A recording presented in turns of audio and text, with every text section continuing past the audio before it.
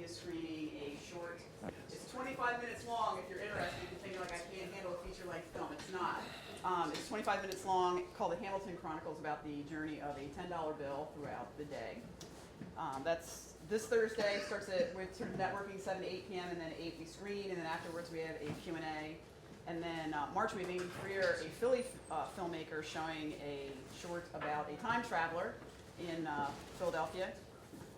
And April, I got to plug April. We got time for April too. I'm super excited about it. My advanced video production class at Westchester University will be taking their 5 group projects, their final video projects, screening them here. And just to up the ante a little bit, I wanted to throw in a little incentive to the winner. The audience will vote for the winner, and we have a gift card from a local establishment, of course, frequented by our local college students. So that is in April. Again, the first Thursday of every month, and I think we've most of that stuff up on the website now, too. Yeah. So. Okay. Indie Film Night. And it's free, and there's beer. And pizza. Yeah, maybe. We'll see. Also, we run office hours where for free you can set up time with folks who are experts in marketing, mobile application development, legal, accounting, all bunch of stuff. We got about 35 people offering that service, so that's like 35 hours a week of just open time.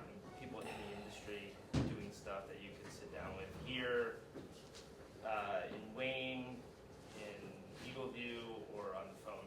So check that out. We also launched TechJobs.Walnut Street Labs for development-oriented stuff, and we got about 30 jobs on there.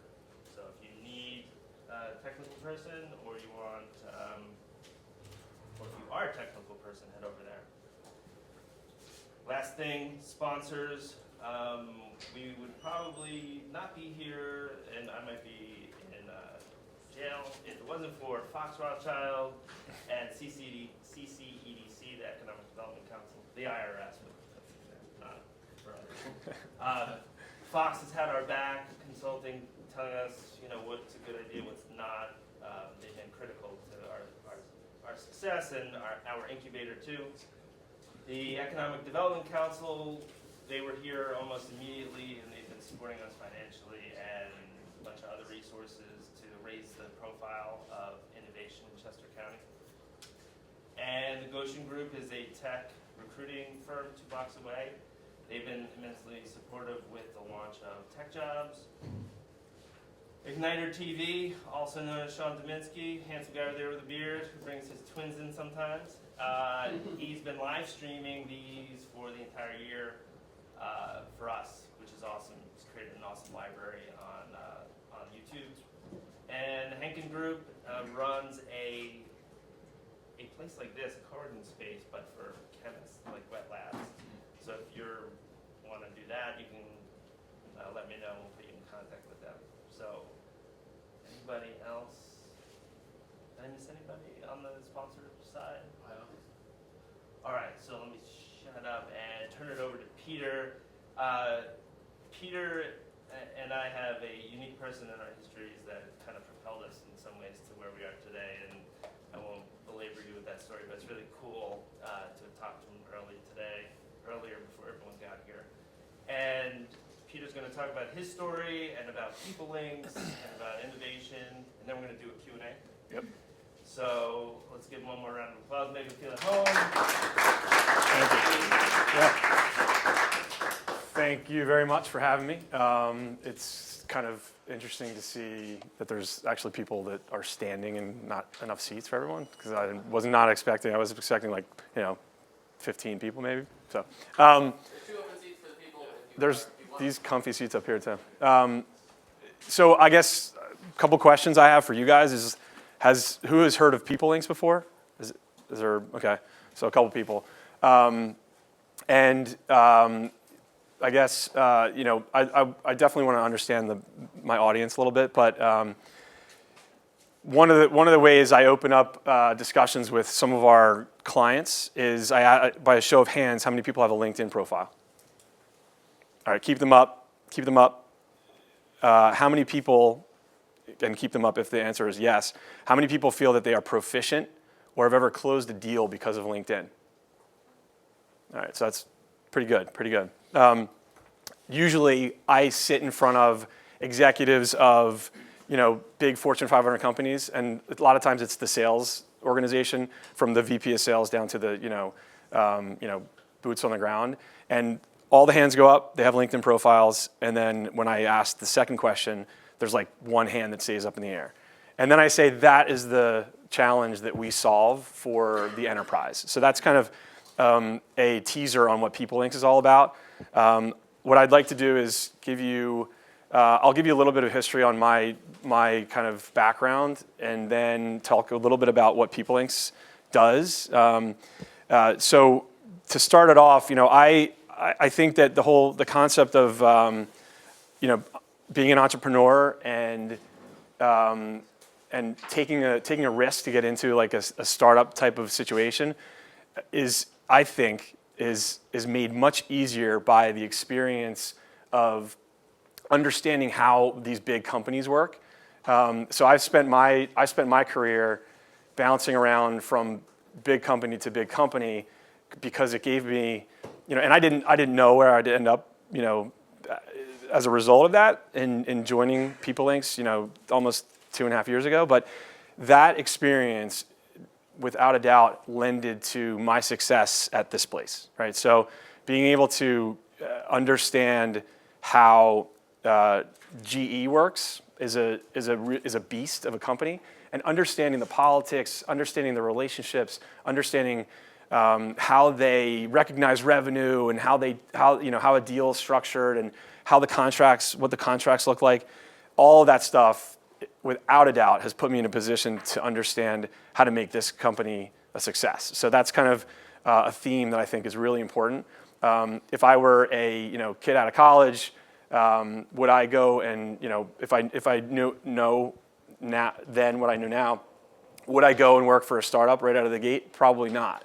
I would look for that kind of MBA type of experience at a more established organization to build a foundation of understanding about how does a company work, and then all translating that into like what makes a startup work. That's one piece of it. The other piece that is significant for me specifically is relationships. So, I've built tons of relationships along the way. I'm 41. I've been in sales since I got out of college, and I've developed a ton of relationships that have led to a lot of the success that we've had as an organization, because I've been able to leverage those, stay in contact with people, and use social as part of staying in contact with them, and using social to like figure out who knows who and how to get to certain people. Chris and I had a conversation earlier about the concept of a startup. You can have an awesome idea and it can be, the greatest thing since sliced bread, but if no one knows about it, and you don't have a way to sell it and a way to market it, if you don't understand how to do that, and you don't have the connection to get you somewhere, that thing will sit on a shelf and like it'll wither away, And tying social into that is for me, a fundamental component of faster success, right? The old way is, smile and dial. The new way is you're increasing your chances of success by using a channel that helps you figure out who's who knows who, and what someone's background is. So I'll give you just a brief kind of history on me. I'm from Philly. I grew up in Wayne, in Villanova. I went to Episcopal Academy, went to Colgate University in upstate New York. I ended up moving to New York City after college. I went to work on Wall Street because I thought, that's the way to make a lot of money, and it seemed to be what all my friends were doing. So I was kind of like, this sounds like a great idea. It was not a great idea. I did that for about a year. I got fired from my first job because I didn't know how to manage my manager. And that was a wake-up call for me, and I was kind of sitting there like, okay, now what am I going to do? I'm, sitting on this really expensive rent, and I don't know, what my next gig is going to be. So I ended up getting an opportunity to work at a startup with a guy that I went to high school with, and that was a really interesting experience for me. It was about a 2-year run.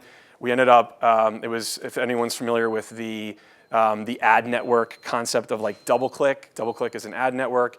It was in that kind of market, and we ended up growing that organization. And I didn't know what the hell I was doing. I was right out of college.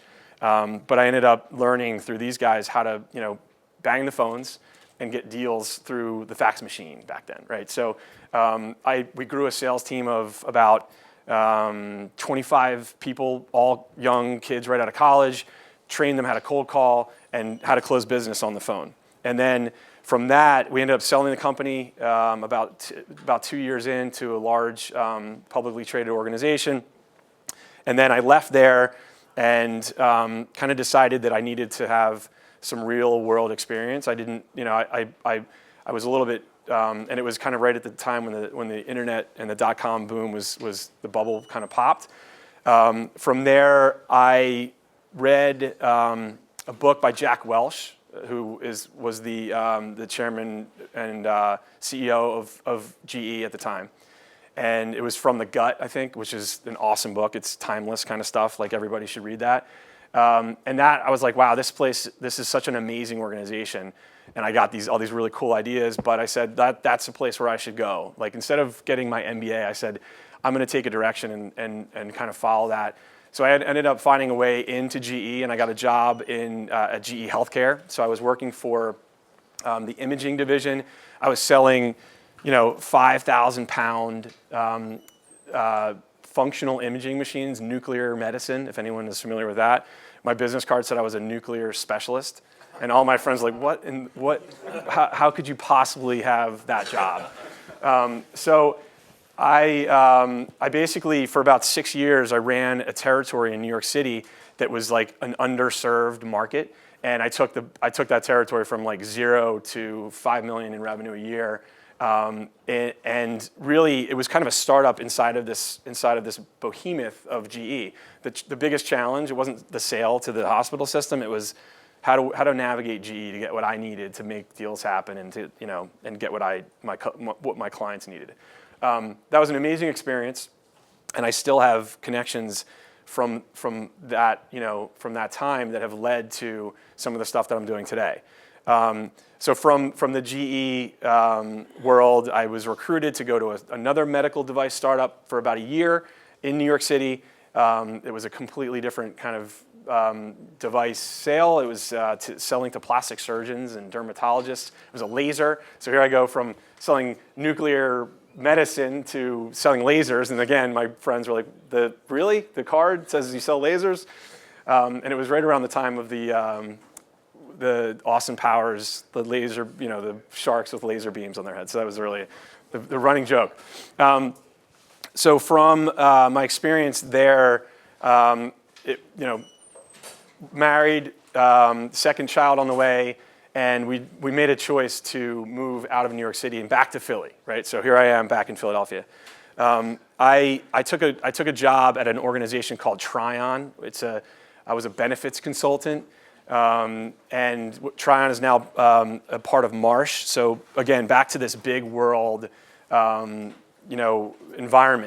The experience at Trion, I came into the healthcare insurance market right as Obamacare hit the scene, right as Lehman, went south, and it was an extremely difficult time, one of the most challenging jobs I've ever had, but an amazing experience for me to understand how do I use social to help drive my success. So I did that for about 5 years and was constantly iterating and trying to figure out ways to use social to get to have an advantage because other people weren't really there yet. They didn't really necessarily understand it.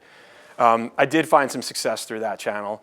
But at the end of the day, I realized this was not the market for me. Healthcare didn't excite me terribly all that much. So I started looking around at other things, and I kind of hooked up with a friend of mine through a networking group, and we started working on a.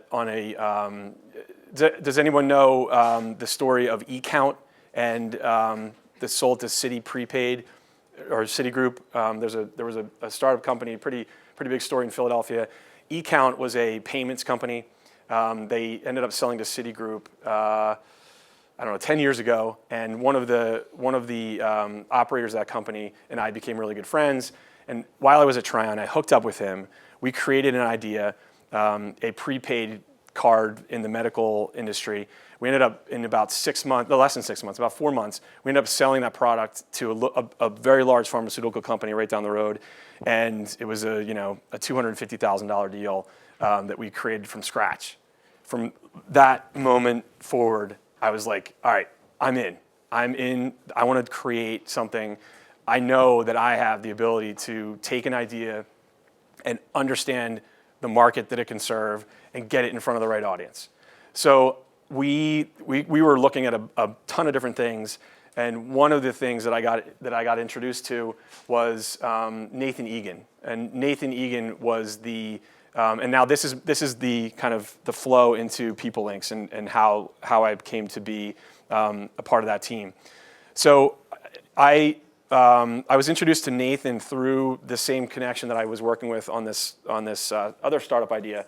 And to plug these guys, Kevin O'Neill is now our CEO of PeopleLinx, but he's also a partner in a local VC fund called Mission OG.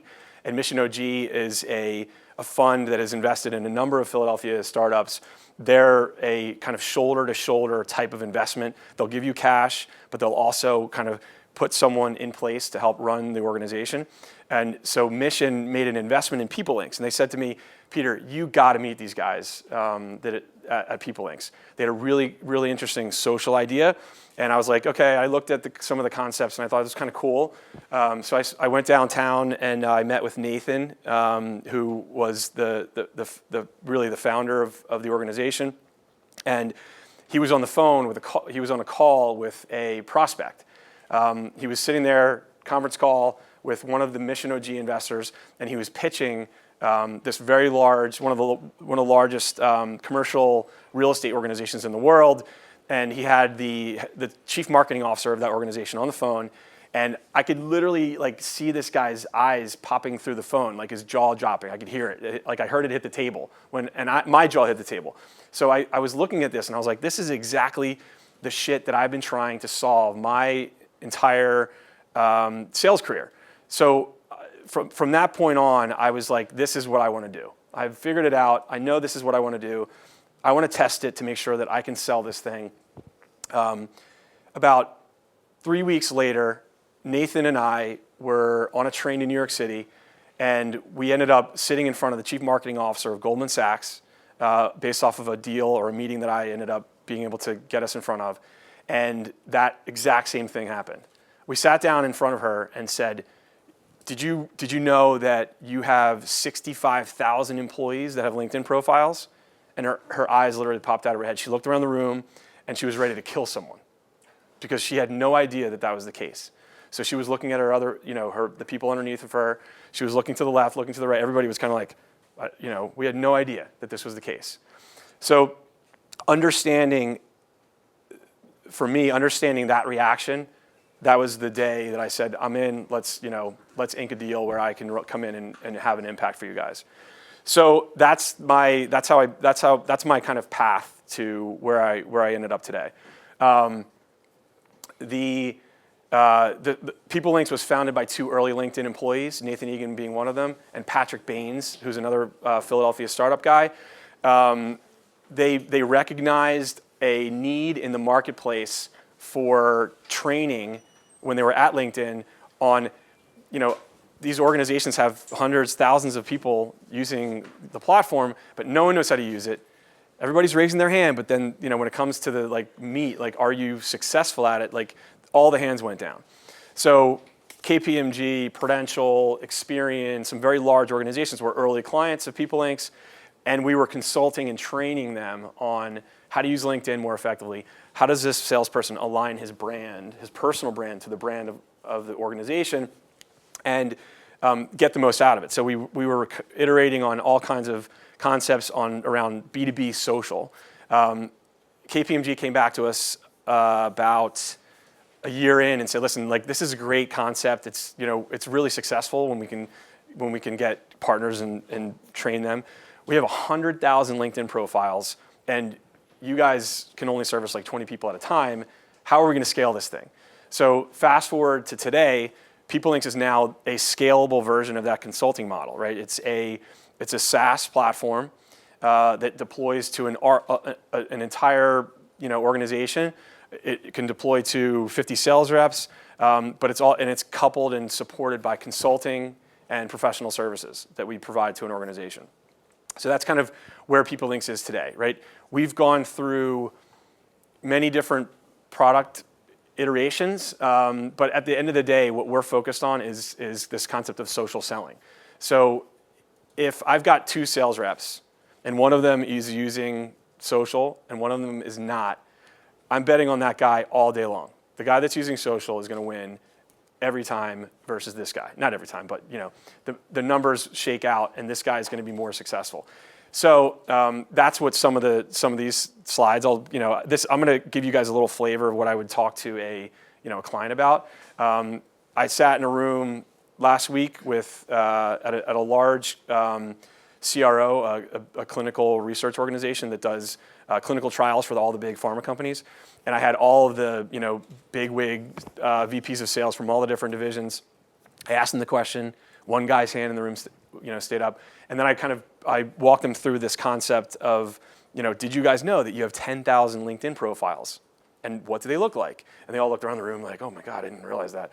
I was like, hello, like where have you been, right? So in the B2B environment, it's you would think the people are there and get it, but they're not. So Ben, if you could bring me on to the next slide. So here we have, this is a pretty, eye-popping chart for some people. This statistic right here is where we kind of start off on. A B2B purchase, the buyer is already 60% of the way down the path of making their decision before they ever even reach out to someone in a sales capacity. It's because of social. It's because they have access to their peers. They have access to reviews online. They have access to all kinds of information that help them make their decision before they're going to reach out to the sales guys at this organization, right? So how do we help these guys, the sales team, get in front of that buyer sooner on a more regular basis, right? So this is something that are all like, I didn't even think about that, right? This chart over here is saying that, the results are in, like social. If you look at all the surveys that all the big, organizations like CEB, Corporate Executive Board, Altimeter Group, all these research organizations are showing the market, the people that are using social are more successful than the people that are not. So that shows that it's real. There's an opportunity. Here's the challenge that you have, and then here's just more evidence that show that the buyer is online and they're active and they're looking at your profile before they reach out to you. Ben, next one. So what PeopleLinx does, and this is we kind of try to dumb it down for the enterprise to say in its simplest form, we are a GPS for your sales team, right? We're going to tell them what move to make on social at the right time, right? So the challenge that you have is take a 50-year-old guy who's selling some enterprise solution to the market, and he's on a plane all the time, he's not seeing his family, and he's constantly pushing deals. How do you get that guy to be like the one person in the room who's raised his hand that says he's really good on social? It's really hard to do that. It's hard. It's total environmental change. It's change management. It's a really challenging thing. So what we're trying to do is make it push button so they don't have to think about it. So just make it really, really simple, or else they're never going to do it. So by giving them a GPS, it's gonna make it that much more simple for them to execute this stuff. So we help them with profile updates, give them ideas on groups to join, people that they should connect to, alerting them to things that they should do, on the fly, on their phone, hey, here's a piece of content to share, right? So this is a really good way for us to kind of dumb down the conversation, which oftentimes is what we have to do. Ben, next slide. And to prove that we're the real deal, when we go in and sit down with an organization, I kind of let this speak for itself, and then they're like, "Holy shit, this is real! We have to do something." locally, awesome win for us last year, AstraZeneca, in a market that typically is really, really hesitant to get into social because of compliance issues. Like that helps me when I go in, next week when I sit down with Pfizer and I've got a room of like 10 people that are going to like pepper me with questions about compliance. I have now the experience to show them like what we're doing with AstraZeneca, right? So, just big brands that you would think like, wow, these guys are really investing in social selling. Cintas, like these guys are out. They have a huge sales force. They're out. You see their trucks all over the place. They're selling all kinds of services into the corporate enterprise, and to medium-sized businesses, and restaurants, and that market, and they have such an advantage through social that it's like we kind of call it like this unfair advantage. It's almost to the point of being illegal, is what we would like to say to them, because then they're like, wow, we want to be the first to market on that stuff. But some of these organizations are being very tactical and doing things at a kind of small clip. Other organizations like UPS has 15,000 salespeople, and it's not just the guys in the brown suits driving trucks. UPS has they ran the entire Olympic Village when at the most recent Olympics, and they did everything from scheduling maid service to clean the rooms of the athletes, to bringing in and doing the infrastructure around lighting and the whole thing. Like, so no one knows that, and they're saying social is the way that we're going to get people to pay attention to this stuff. Kind of a testament to what we've built over the last couple of years, and really shows that the market has evolved significantly since I joined the company. Ben, next slide for me. This is our head of marketing is a McKinsey guy, and if people are familiar with that organization, it's the firm, right? That's where all of the smart people go to work, and there's a certain aura about that organization. But he's a really brilliant guy. He is extremely difficult to work with. Extremely difficult to work with. So great consulting mind, but total pain in the ass. But I'm sure he'll see this later. No, I love him. I love him like a brother. This concept is where we go into an organization to explain like the evolution of social selling, right? So I asked, like, where do you think you stack up, or where do you rank on this scale, right? At the bottom, you've got the random acts of social. For guys that can't see that, it's basically saying, all right, you obviously have a lot of people on LinkedIn. You've got people using Twitter, but it's very sporadic. No one knows what they're doing. It's not a coordinated effort, and it's not gonna do anything for you. You might get like a one-off success story, but like there's no lift in ROI. And how do you wrap your arms around that, right? Then you get into organizations that are really frightened, and they're kind of like, oh my God, we got to put a policy in place, and we got to handcuff people, and we got to make sure that they're not saying anything. Wrong direction, because your competition has figured it out, and they're doing it the right way. Right above that, you got organizations that start to train people, and this is like, okay, this is getting interesting now. It's like they've paid attention to this. They are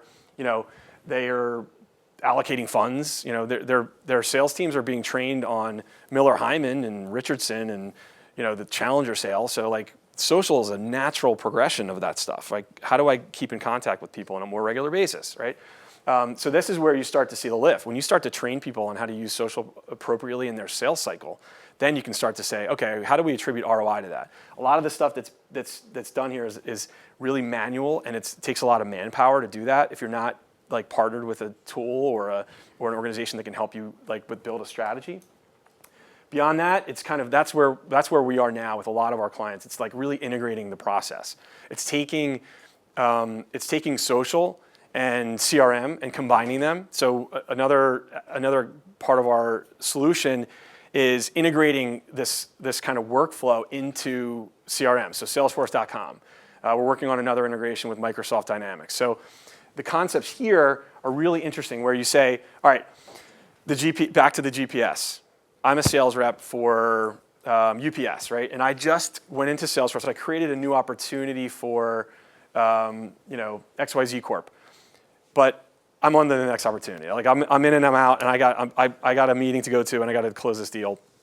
So what we're trying to do is we take some triggers that take place inside of your CRM, inside of your typical workflow, and say, now that you just did that, do this on social, right?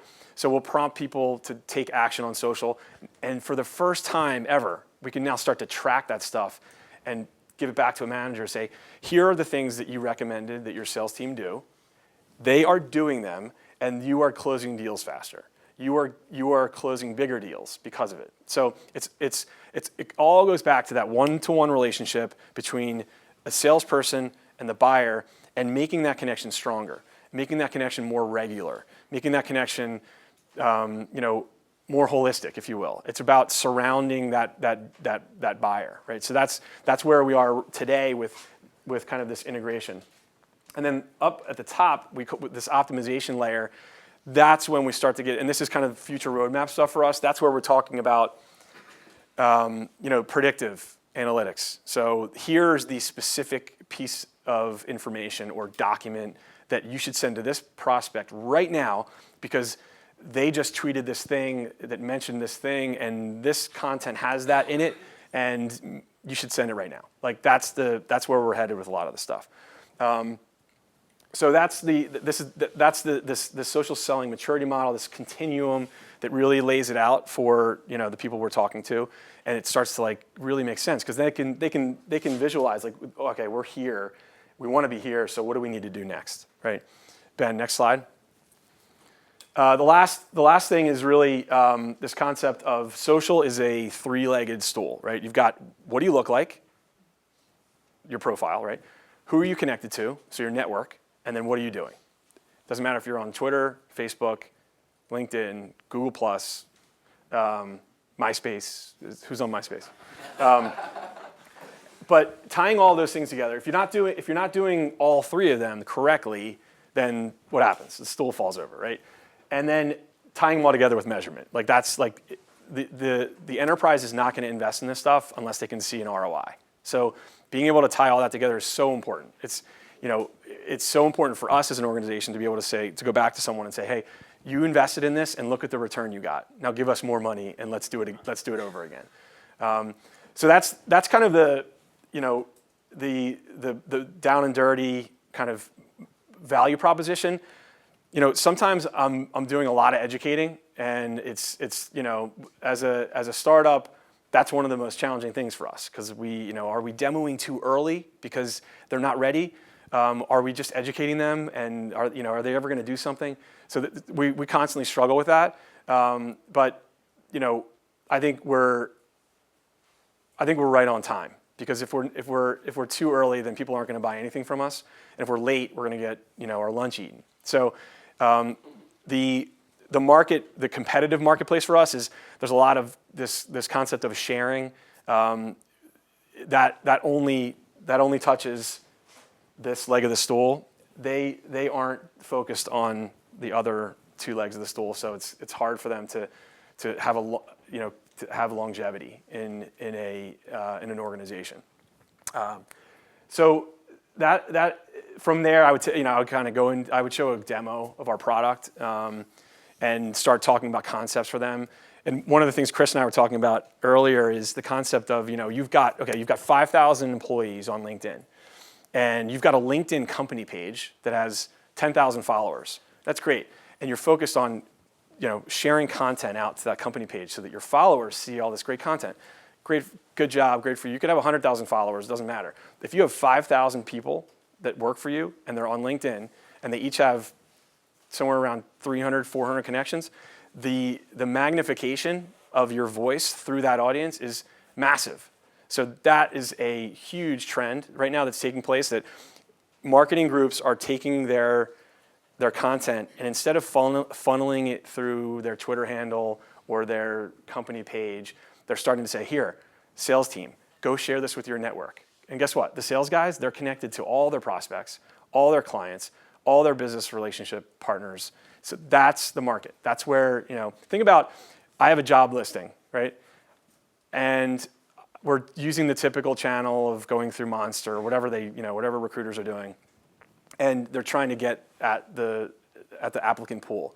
Well, most of the people that they want to hire already have jobs, and because they want to hire talented people that, like, I don't want to hire someone that doesn't have a job. I want to hire people that have a job that are really good at what they do.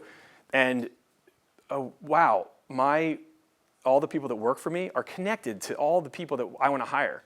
So using that as a channel for recruiting, it's a huge opportunity.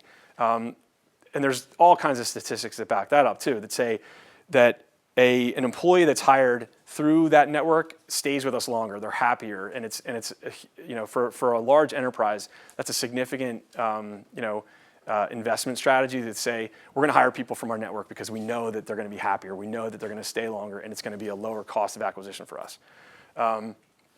So that's the kind of presentation in a nutshell.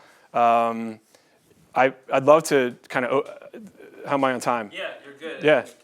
Q&A, I'll set some house rules. And Yeah, I'd love to open it up for questions and yeah. 20 minutes. Cool. So thanks to you. Yeah. That was a compelling story, and I feel like we were slacking a little, which I don't know if that's impolite, but we were all saying social's finally getting some props. Like, you're showing data that it works, right? It's tied to Facebook. It's really hard, but with enterprise sales and LinkedIn, it's not hard to prove what's going on. And our caveat, I might have missed a couple things here and there, but our focus really is on the B2B space. I'm helping a lawyer at Fox Rothschild push content to his network so that when the next time they're going to hire an IP attorney, like, they're going to go to Harrington. Yeah. They're going to choose him because he's top of mind. I'm not helping, I'm not helping the Facebook kind of retail market. We're really focused on that B2B space. One thing I wanted to ask you is what your opinion on frequency or consistency, how important that is. Do you have data or anecdotes about how important it is to do one thing every week on the same day? We do, yes. So we have a lot of statistics around, like, sharing content. There's a specific trend that we see that you get a better click-through rate on content that you're sharing if you're sharing on a regular basis. So if you share like one time a month, like, you get lost, right? But if you're sharing on a regular basis, again, I'm sure that there are people in here that use Twitter, but if you're consistently sharing content and being front of mind, you will have a better response rate, and we do have some statistics that prove that. There's also the, like, what should I share? Like, that's a huge challenge for the enterprise. Like the concept of I only want to share content that's talking about how awesome my company is. Like, not such a good idea, right? There's kind of the 2, 3, 5 rule. It's like 2 pieces of content about your company, 3 pieces of content that are about the industry, and 5 pieces of content that are about just the market in general. So it's kind of, and some organizations take it the other way, but it really depends on their overall strategy. And we're figuring that out as we go with a lot of our clients to say, like, what is your content strategy? How are you really nurturing that? That's great. Before we go to Q&A, 500 times 1,000 is 500,000. Like, that's a massive network that a fictional company has, and LinkedIn does not employ like an algorithm to not show your stuff. Although I think if you select, there's 2 choices. The default might show you some pre-selected, but you to every single post. Like, whereas Facebook hides a ton of stuff. LinkedIn is starting to put some stuff behind that, but they aren't playing the games that Facebook is playing. Facebook is playing some really nasty games on that stuff. It's really pretty ugly. It really hurts a small business when they're trying to market. LinkedIn is a little bit. They do have some algorithm stuff that they play with, but it's not. I mean, who knows? Eventually, it might get a little bit different. But be producing so much content. All right, house rules for Q&A. State your name and tell us who you are, and then hit Peter up with a question. Yeah. In the back. Hello, Yeah. I'm Janelle Snyder. I'm an attorney starting up my own business. And my biggest question is, I really am in the startup phase right now. What percentage of my marketing budget should I put towards this or finding someone like you to help me with this? That's a great question. I don't know how to answer like what percentage of your marketing budget, because like how much is your marketing budget? I have no idea. No, I think it's important for you to be well versed on it. And would it hurt you to spend 2 days with someone that knows what they're doing on social? Are you a sole practitioner? Do you have partners, or are you going to? Right now. Okay. So. Yeah. I would say fundamentally, lawyers are partners at law firms. Lawyers and attorneys are a unique breed in social. It used to be the corporate bio is where people found out about you. Like they would go to the website of Fox Rothschild and they would say, all right, I want to look this person up.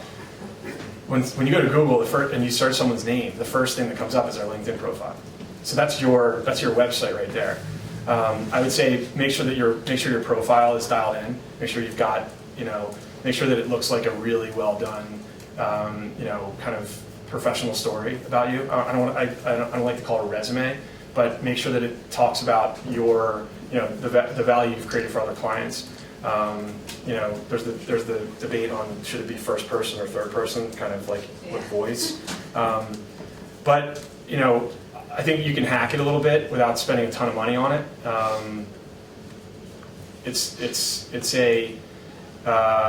There's a lot to do, and it can be overwhelming. But I think you have to pick your spot. And for you specifically, I think LinkedIn, potentially Twitter could be an avenue for you. But I think that's don't get overwhelmed. You have to like really focus and pick your spot.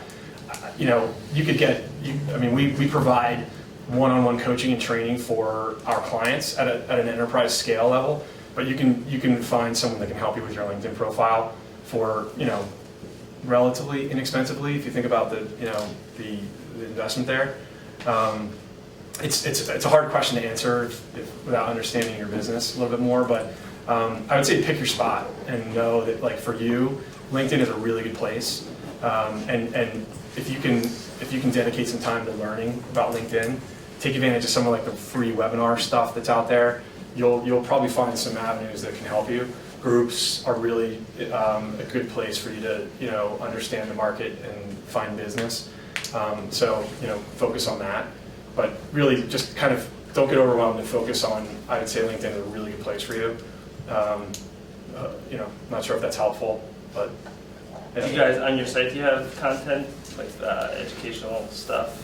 Yeah, so we, our business is, the platform itself is deployed at enterprise scale. So a partner at a law firm that is a client has access to the platform, and in the platform there are, there's training and education that takes place in the shape of video content, and then there's also, coaching that they can kind of schedule.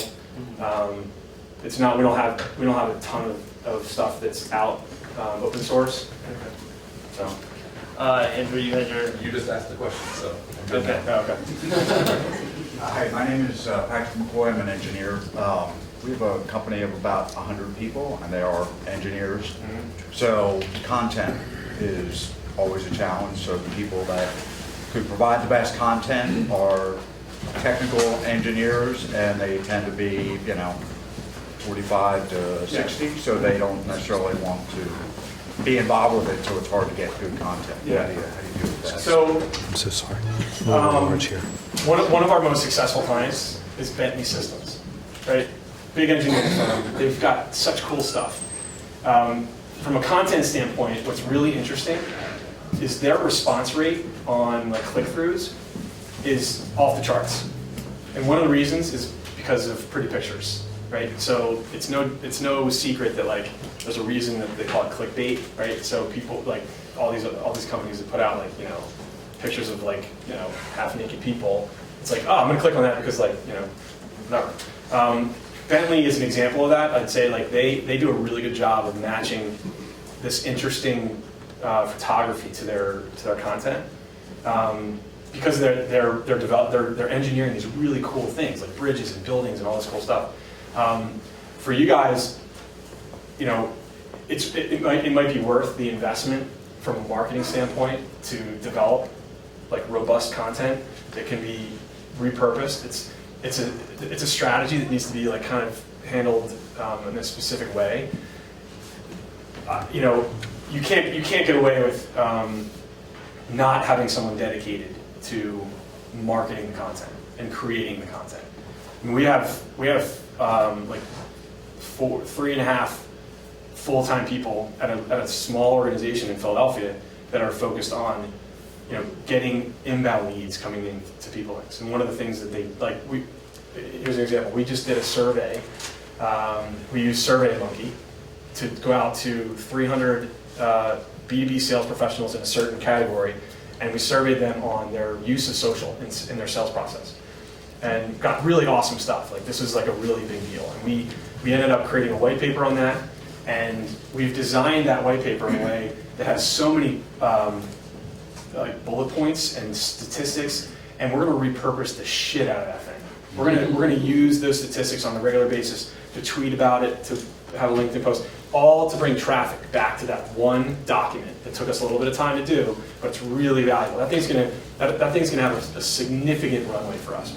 It created a massive SEO play for us. We are the top search result for social selling, you know, in a couple different categories.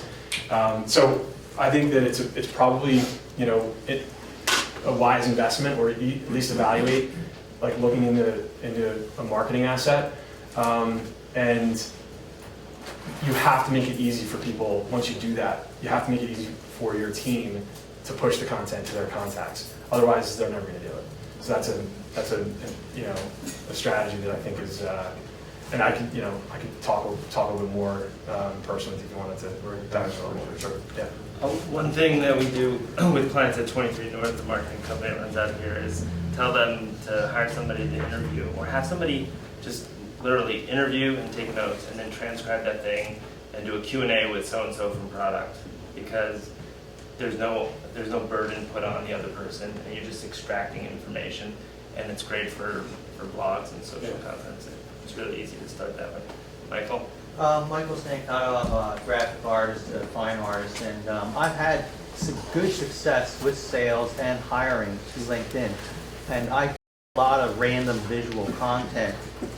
And I want to do more with visual content and less clicks through, because I feel like LinkedIn is kind of a usability kind of difficulty sometimes with clicking through, finding things. And can you help like a small business like me with that, or recommend someone that can do that? I could definitely recommend some people that could help you with stuff like that. I mean, it's really that's a digital agency specialty. That, you know, there's a lot of companies out there that can you like coordinate, you know, put together a really coordinated strategy on some of that stuff. You know, you'd be surprised how much you can find through, you know, going to the old Google and playing around with. It takes time, right? And if you have some funds to dedicate to talking to an expert about it, it can pay dividends. So it's you know, we don't specifically do that kind of stuff, but I certainly could like point you in the direction of some agency type people that have some expertise there. Sure. All right, Chad. Yeah, Chad behind the column. Hey, how are you? Chad Woodgrave, I'm a coworker here. One of the problems I have with social media is kind of the limitations of it currently. I mean, we're talking about pushing out content, pushing out stories to people to kind of keep people interested and keeping them going. But I think it's missing a lot of the benefits of sales currently. Because I'm thinking about a problem I'm having right now. I want a bathtub installed. I've called up places. They want to upsell me to home remodeling. I've called places, you know, I'm not going to install a bathtub on my own. So I've called places like Home Depot, and they say, oh, well, you've got to go out, you've got to call these people to install it for us, because there are contractors who will install it for you. You know, but we call them, they don't even install Home Depot stuff, they install their own. So every person I'm dealing with is someone trying to upsell me, someone who I don't trust. And the whole benefit of social media is you find someone that you can trust, because there's a person, there's a human connection there. So right now, I'm waiting to run into the guy who drives the Verizon vehicle to my child's daycare to ask him a question, because for some reason, I trust that person. When is social media going to get to the point where you have those serendipitous moments, you have the ability to bypass sales to get to someone who is a representative for that company without being the official representative for that company, which I think a lot of these people are already trained to do for like plumbing services or people that go out to the community and drive their vehicles around with all their signage.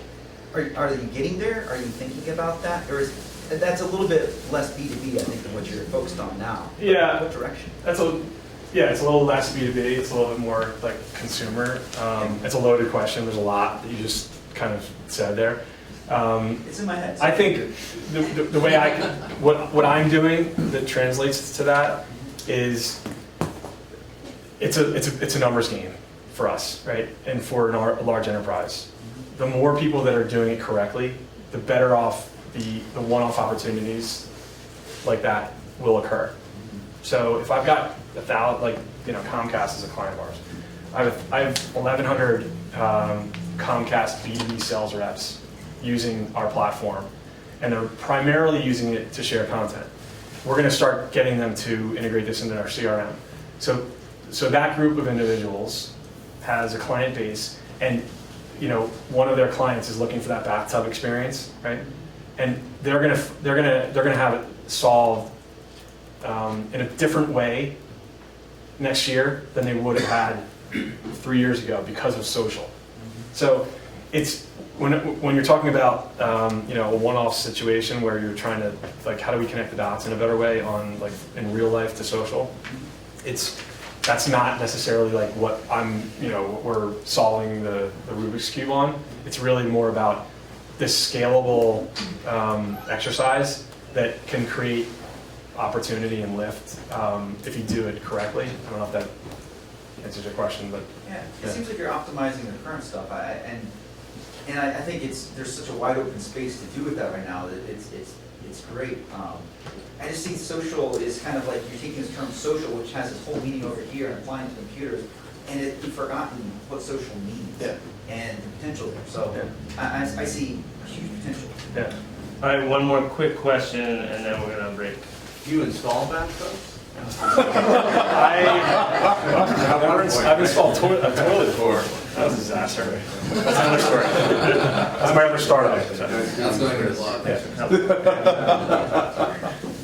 I sell consulting services to Fortune 500, primarily in the sales organization, and not platforms, more around helping them sell more effectively and efficiently.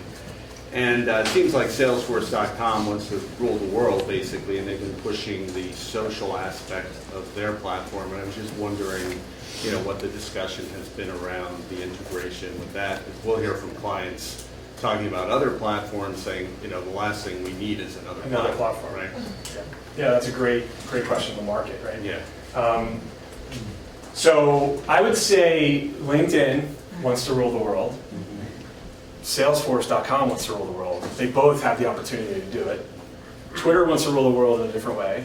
Facebook wants to rule the universe, right? So that's an open discussion on that. Benioff has some major priorities for 2015, and one of them is social and integration of social into the platform. And we're working with one of his lieutenants, and like his view on what we're doing is very unique, and what we're accomplishing. So I think that the LinkedIn owning the world, it can be a really kind of fluid landscape. LinkedIn thinks that they can do everything, right? And they have this mentality like keep everyone out of our business, like we own that, we want to do that, which they know. Like everybody, they're starting to piss off the market from clients. They're shutting down people's API access to making enemies in the training space. There's a lot of stuff that they're kind of trying out, and it's not making a lot of people happy. But I want to work with LinkedIn. I think they have a really amazing asset, and I think that there's a really good play for them to expand some of their offerings. Salesforce.com is unique because they're so open. They're ready. They want they encourage people to come in and develop on the platform, and you know, there's a lot of money to be made there, right? In you know, taking this asset of Salesforce and like adding another functionality to it that fits the need of a client. So I think that that's a huge like hornet's nest of discussion, and there's so many different things at play. But what I do know is that that Benioff's one of his big he's the CEO of Salesforce. One of his big initiatives is figuring out how social layers into their product and making it like super streamlined and making it like so that, you know, this client will never turn off Salesforce because of the added value that we're creating through that social channel. Is that helpful? Yeah. All right. Many thanks for the discussion. Thank you. Great question. Today